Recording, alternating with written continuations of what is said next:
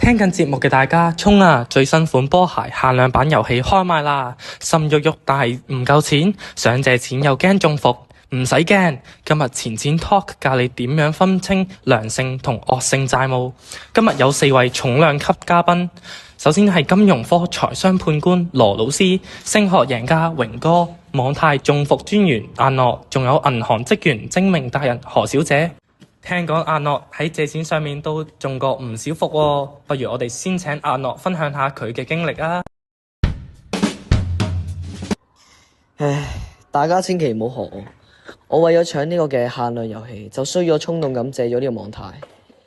廣告話啲利息就好似一杯奶茶錢咁，聽落去好似好抵，但係原來咧年利息已經超過咗30%，結果咧我要不停咁借錢，跟住又要不停咁還錢。仲要個個月都淨係食公仔麵，跟住又要俾阿媽追住咁鬧，唉，先至填完呢個窿。同樣係借錢，我就醒目啦，申請咗政府嘅升學貸款，利率低到好似冇咁。靠住呢筆錢，我去咗新加坡交流，返嚟課程有分加不特止，連眼界都擴闊埋。呢啲先係借錢升呢，而唔係借錢尋開心。同樣係借錢，一個中伏，一個升呢，差別就係同邊個借，同用咗喺邊。咁不如我哋請羅老師同何小姐講下點樣精明借錢啦。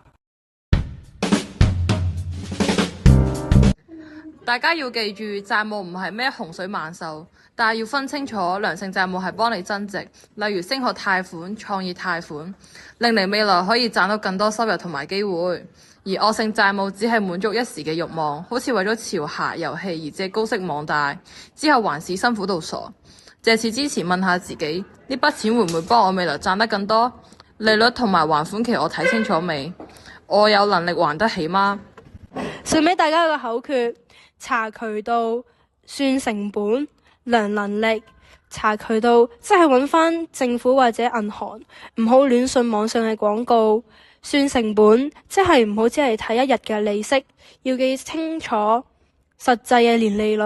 量能力即係唔好還款超過零用錢嘅30%，否則壓力爆煲。